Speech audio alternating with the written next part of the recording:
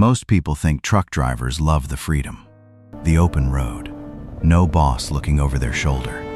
A new state every morning. No office politics. No boring 9-to-5 routine. People romanticize it. The big rig rolling down Route 66 at sunset. Windows down, radio turned up. It looks like freedom. It looks like the good life. But here's what most people don't know. That image, the one you've always had in your head, is missing something. Something no one takes pictures of. Something you can't see from the outside when an 18-wheeler flies past you at 70 miles per hour on the interstate. Something that never appears in the highlight reel, but shows up every night when the engine shuts down and the cab goes quiet. So what really happens inside a truck cab after 10 hours of driving through the empty stretches of Wyoming at 2 o'clock in the morning? What does a driver do when his daughter calls to tell him she got the lead roll in her school play, and he's parked outside a warehouse in Laredo at 6 in the morning waiting to make a delivery? What does it feel like to spend more nights sleeping at a truck stop in Nebraska than in your own bedroom? And what does that kind of loneliness actually do to a person over months, years, even an entire career? Because the truth may not be what you think. By the end of this video, you'll understand exactly why the loneliness of long-haul trucking is different from any other kind of loneliness, why it's invisible, why nobody talks about it, and why the people carrying that loneliness may be the strongest people on the road today. Let's start with the numbers, because numbers tell a story that words sometimes can't. In the United States, there are roughly 3.5 million truck drivers. About 1.9 million of them are over-the-road drivers, commonly known as OTR drivers. That means they don't go home when the workday ends. They don't kiss their kids goodnight. They don't sit down for dinner with their families. On average, an OTR driver spends between 200 and 300 nights away from home every year. That's more than 80% of the year. For some drivers, the number of nights spent away from home is actually greater than the number of nights spent at home. Read that again. They sleep in their trucks more often than they sleep in their own beds. Now think about what that really means. A driver leaves home on Monday morning. He may not return for 3 weeks, maybe 4. During that time, his children go to school, finish projects, have bad days, get sick, and then have good days again. His wife handles everything: the broken furnace, the parent-teacher conference, the car that won't start on a Tuesday morning. Life keeps moving, and he watches it happen through a phone screen from a parking lot somewhere in Kansas. Why does it have to be that way? Because the American freight system doesn't allow for anything else. The freight has to move from coast to coast, 24 hours a day, 7 days a week, 365 days a year. The supply chain doesn't stop for birthdays, and somebody has to drive. Federal hours of service regulations require drivers to take a mandatory 10-hour break after 11 hours of driving. That sounds like rest, but rest is not the same thing as connection, and rest is not the same thing as being home. Think about what happens when most people finish work. They drive home. They walk through the front door. There's noise. There's dinner. There's someone asking how their day went. Even a bad evening at home is still home. Truck drivers don't have that. When their workday ends, the door they walk through leads into a sleeper cab, 8 feet wide, a mattress, a curtain, a phone that's almost out of battery. Outside, there are 40 other trucks parked in the lot, and every driver in those trucks is lonely too. Most people assume truck drivers get used to being alone. And in a way, that's true. You adapt. You develop routines. You learn which truck stops have the best Wi-Fi, which rest areas are the quietest, which radio stations still come through in the dead zones of Montana. You build a life inside a very small space, and you make it work. That part is true. But getting used to something is not the same as accepting it. And that difference is where the real story begins. Here's what adaptation actually looks like. A driver finishes a 600-mile run from Denver to Amarillo. It's 9 p.m. He parks the truck, shuts off the engine, and picks up his phone. He calls home. His wife answers. She's tired. The kids are already asleep. There isn't much to talk about because nothing dramatic happened on either side. It's just Tuesday, so the call lasts 6 minutes. He hangs up. The cab goes quiet. Outside, diesel engines continue to idle. He stares at the ceiling. That's not a crisis. It's just an ordinary Tuesday. And Tuesday happens 200 times a year. Adaptation is real. Drivers learn how to sit in silence in ways most people never do. They develop a tolerance for empty time that would make most office workers uncomfortable in less than an hour.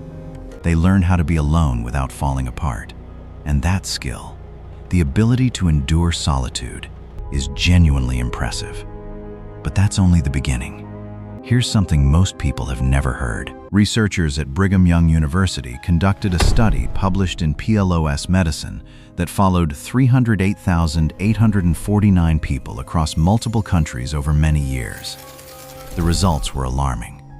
Social isolation increased the risk of premature death by 29%. Loneliness increased that risk by 26%.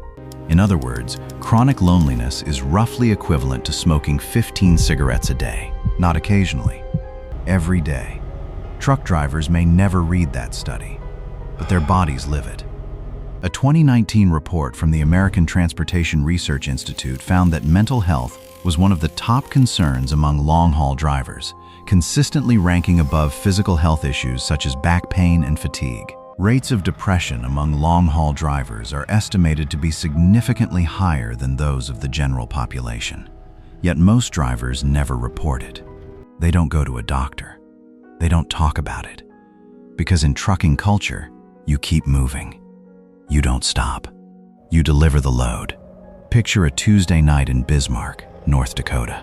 A driver named Mike, 54 years old, with 22 years of driving experience, finishes his logbook for the day and sits in the cab of his truck in the parking lot of a Flying J truck stop. Outside, the temperature is 19 degrees. He has a television mounted on the wall. He has a refrigerator filled with leftovers from a meal he cooked 2 days earlier in Iowa. He has everything he needs and absolutely no one to talk to. He hasn't had a real conversation. Not a phone call, but an in-person conversation. In 11 days. 11 days. Most people go 11 minutes without talking to someone and immediately reach for their phone. And this is the part that surprises people. The loneliness that wears truck drivers down is not the kind of loneliness that comes from simply being physically alone. It's something harder to describe, something more specific. It's the loneliness of feeling invisible in your own life. Think about what that means. A driver misses his son's first football game for the school team. He watches the game on his phone through a weak signal somewhere outside Cheyenne. His son scores a touchdown. The crowd erupts. The driver sits alone in a dark cab, staring at a 4-inch screen, quietly whispering to himself, "That's my boy." Then he makes the call. His son is still riding the adrenaline rush, talking fast, telling the story to 3 different people at once. The call lasts 4 minutes. Then his son has to go celebrate with his teammates. The driver leans back in his seat. The parking lot hums around him. He's proud. But the truth is, he wasn't there. A study published in the Journal of Occupational Health Psychology found that work-family conflict is one of the strongest predictors of burnout and turnover in the trucking industry. Not pay, not working hours, not road conditions. The inability to spend time with the people who matter most. The American Trucking Association's estimates that the industry loses roughly 94% of its drivers within the first year. 94%. The most commonly cited reason isn't pay. It isn't scheduling. It isn't the physical demands of the job. It's being away from family. People don't quit because the work is too hard. They quit because they miss being present. And for those who stay, the ones who build careers out of it, the ones who spend 15, 20, even 25 years behind the wheel, that absence slowly accumulates. It becomes part of who they are. A silent burden they carry wherever they go. No one sees it. No one talks about it. And every morning, they start the engine and keep moving. It's 11:47 p.m. You're parked at a truck stop just outside Rawlins, Wyoming. You've been driving since 6 o'clock this morning. That was 17 hours ago. Your back aches from sitting so long. Your eyes still haven't adjusted to the darkness after staring into headlights for the past 3 hours. The cab is warm. The curtains are drawn shut. Outside, a 30-mile-per-hour wind sweeps across the high desert, and the temperature has dropped to 28 degrees Fahrenheit. You can hear the wind whistling against the windows. You pick up your phone. You scroll through the screen. There's a photo your wife sent at 3 p.m. Your youngest daughter, Emma, holding up a picture she drew at school. A truck, a house, a stick figure labeled Dad with a smiling face. You didn't see it until now. At 3 p.m., you were somewhere in Utah. The delivery couldn't wait. You placed the phone face down on the mattress. This is what the people walking past your truck tomorrow morning will never know. They'll see a big rig parked at a truck stop. They'll think, truck driver. Maybe they'll think, coffee, diesel fuel, highways. They won't think about Emma's drawing. They won't think about the fact that you haven't been home in 19 days. That you missed your wedding anniversary last Thursday. That you called home, and she said it was okay, but both of you knew it really wasn't. It's simply part of the agreement you made when you took this job. And some agreements cost more than you realize when you first sign them. Your child's birthday, the school play, a baby's first steps that exist only in a video your wife sends at midnight because she knows you'll want to see it. An anniversary dinner that happened without you. A parent-teacher conference your wife attended alone. Moments that exist only as notifications on a phone screen parked somewhere in Nebraska, Texas, or Montana. Moments you witness through a tiny 4-inch window. Present, but not there. And here's what makes it even harder. You chose this. Nobody forced you. You drive because you're good at it, because you're proud of it, because this work matters, and you know it. Every grocery store shelf, every medical supply room, every car dealership, hardware store, and restaurant kitchen in America operates because people like you drove through the night to make it possible. That's not nothing. It's everything. The drivers who last in this industry aren't the ones who never feel lonely. They're the ones who feel it and keep driving anyway. The ones who carry the burden and still show up for work. The ones who call home from parking lots in cities they'll never see again, say, "I love you," and mean it every single time. That quiet strength. The kind of strength that never appears on a resume, a job posting, or the evening news, is what keeps this country moving forward. What wears down a long-haul driver isn't the miles, it's the absence. So the next time you pass a truck on the highway, whether it's 2 p.m. on a Tuesday or 3 a.m. on a Saturday, remember what you're really looking at. Not just a vehicle, not just freight. It's a person who left home weeks ago and is still out there on the road. Someone whose phone is filled with photos they scroll through in parking lots. Someone who knows every truck stop between here and the coast but hasn't slept in their own bed for 3 weeks. The sense of freedom you imagine when you see that truck is real. And so is the price that comes with it.